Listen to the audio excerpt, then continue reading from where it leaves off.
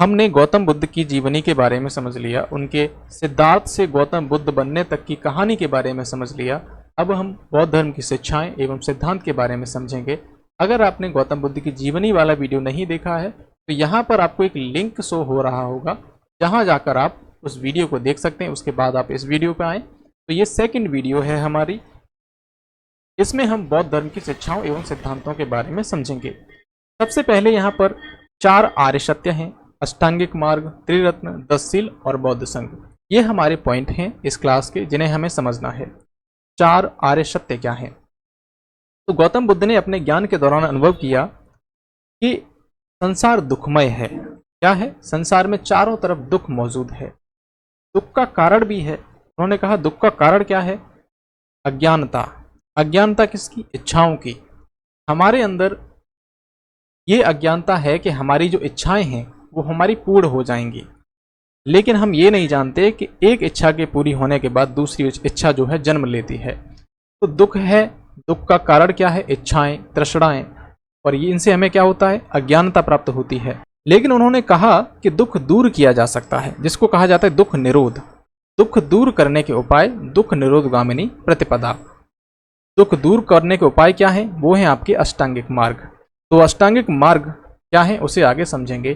तो 4 आर्य सत्य आपके हैं: दुख, दुख का कारण, दुख दूर किया जा सकता है, दुख दूर करने के उपाय, या फिर इनको दुख, दुख समुदय, दुख निरोध, दुख निरोधगामिनी प्रतिपदा ये भी कह सकते हैं। अब इन दुखों को दूर करने के लिए बुद्ध ने जो अष्टांगिक मार्ग बताए उनके बारे में समझ लेते हैं। यहाँ पर आप देखोगे इनको 3 पार्ट में डिवाइड किया है: प्रज्ञा, शील और समाधि। ये आपके 8 मार्ग हैं। सम्यक दृष्टि, यहाँ पर सम्यक का मतलब क्या है? सम्यक का मतलब है समुचित तरीके से, किसी और व्यक्ति को आपके इन कार्यों से परेशानी ना हो। तो सम्यक का मतलब यही है। हमारी दृष्टि कैसी होनी चाहिए? सम्यक होनी चाहिए, समुचित होनी चाहिए। सम्यक संकल्प और सम्यक वाक, ये प्रज्ञा मतलब ज्ञान के अंतर्गत आते हैं। इस तरीके से हमें ज्ञान हासिल करना है। दूसरा है शील। शील में आता है सम्यक कर्मांत और सम्यक आजीव। हमारे कर्म और हमारी आजीविका ये अच्छे होने चाहिए। ये शील का मतलब क्या है? आचरण। शील का मतलब है आचरण। तीसरा है समाधि। इसके अंतर्गत आएगा सम्यक व्यायाम, सम्यक स्मृति और सम्यक समाधि। अब अगर आपसे मैं ये कहूं कि इसमें सबसे इंपॉर्टेंट कौन सा है, तो वो है आपका शील, आचरण। क्योंकि जब तक आपका आचरण सही नहीं होगा, आपके ज्ञान का कोई महत्व नहीं है। आपकी जो समाधि है, आपकी जो शरीर है, व्यायाम है, आपकी जो स्मृति है, उसका कोई महत्व है नहीं, क्योंकि ये सब महत्वहीन हो जाएंगे अगर आपका आचरण खराब है। जैसे एग्जाम्पल के लिए लें तो कई सारे हैकर्स होते हैं, उनके अंतर्गत क्या होता है? प्रज्ञा मतलब ज्ञान बहुत होता है।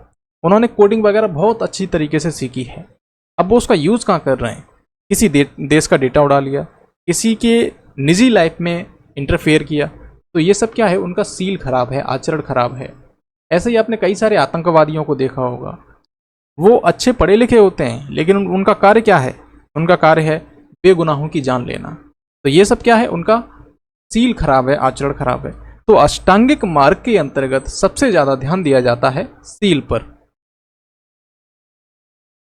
आगे हम त्रिरत्न को समझेंगे। उससे पहले मैं आपको यहाँ पर कुछ स्पष्ट कर दूं कि सृष्टि को लेकर, संसार को लेकर गौतम बुद्ध के क्या विचार थे। तो देखिए, सृष्टि को मानते थे कि सृष्टि नश्वर है, ये क्षणभंगुर है।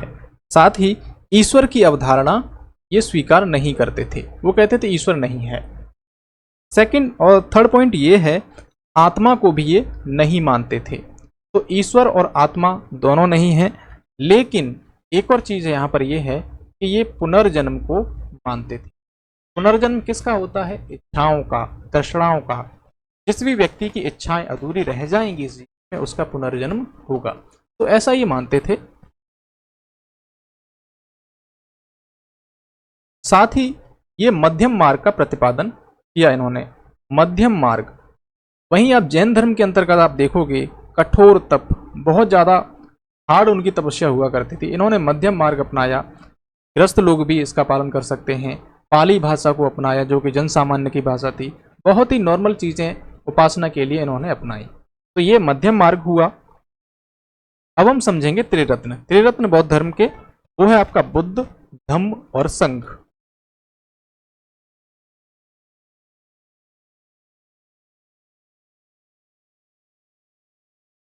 यहाँ पर गणतांत्रिक संगठन की प्रणाली थी। जो भी डिसीजन होते थे बहुमत के आधार पर लिए जाते थे। इसमें प्रवेश करने के लिए क्या अर्हताएं होनी चाहिए, जैसे कि प्रव्रज्ञा, अगर आप प्रवेश करना चाहोगे तो इसमें गृहस्थ जीवन का त्याग करना होता था। न्यूनतम आयु जो है 15 वर्ष, माता पिता या फिर जो आपके संरक्षक हैं इनकी अनुमति जो थी आवश्यक थी। साथ ही यहाँ पर चोर, अपराधी, ऋणी, सैनिक, दास, रोगी व्यक्ति, इन सब का प्रवेश वर्जित था।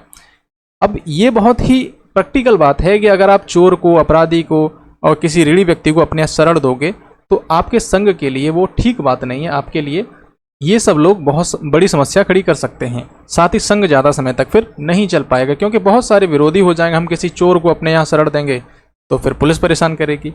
तो इस प्रकार से इन्होंने बहुत ही सोच समझकर इन चीज़ों को बनाया था। संघ संबंधी यहाँ पर शब्दावली है, जैसे कि जब मतदान हो रहा है तो उसको मतदानकर्ता को कहा जाता था शलाका पुरुष, मतदान अधिकारी को शलाका ग्राहक, और बैठने की व्यवस्था करने वाले को कहा जाता था आसन प्रज्ञापक। श्रमण, आरंभिक सदस्यता ग्रहण करने वाला, जिसने शुरुआत अभी अभी सदस्यता ग्रहण की है उसको श्रमण कहा जाता था। भिक्षु कौन होते थे, वो सन्यासी हुआ करते थे। और उपासक कौन होते थे, गृहस्थ जीवन में रहकर जो बौद्ध धर्म को मानते थे उनको उपासक कहा जाता था। अब यहाँ पर 10 सील हैं जो कि बौद्ध धर्म से जुड़े हुए हैं। अहिंसा, सत्य, अस्तेय, व्यभिचार न करना, नशीले पदार्थों का सेवन न करना, असमय भोजन न करना, सुखप्रद बिस्तर पर न सोना, अपरिग्रह मतलब धन का संचय न करना, ब्रह्मचर्य का पालन करना और स्त्रियों का संसर्ग न करना, नाच गान का त्याग करना। अब ये देखिए अष्टांगिक मार्ग, 10 सील, ये सब चीज़ें क्या हैं, अगर आप अपने पढ़ाई के दौरान भी इनको अपनाते हो, इन 10 सीलों को भी अपना लोगे तो भी आपके एग्जाम जो हैं क्लियर हो जाएंगे, क्योंकि इसमें से बहुत सारी चीज़ें हमारे अंदर होती हैं। अहिंसा को अपनाओ, अहिंसा को अपनाओगे आप तो आप में गुस्सा आएगा तो माइंड आपका डाइवर्ट होगा, कोई केस वेस लगा देगा तो गए काम से। सत्य बोलो, चोरी करोगे तो भी फंसोगे। तो बहुत सारी चीज़ें ऐसी हैं जो कि आपके काम में आ सकती हैं, और बौद्ध धर्म की जो प्रासंगिकता है वो आज भी बनी हुई है। अगली क्लास में हम ये समझेंगे बौद्ध धर्म की संगीतियाँ, बौद्ध धर्म की संगीतियाँ, साथ ही यहाँ पर बौद्ध धर्म के कुछ प्रमुख संप्रदाय और उनके उप संप्रदाय, इनके बारे में भी समझ लेंगे। बौद्ध संगीतियों से संबंधित क्लास को देखने के लिए यहाँ पर जो वीडियो शो हो रहा है आप उस पर क्लिक करें, देन आप इस क्लास में पहुँच जाएंगे।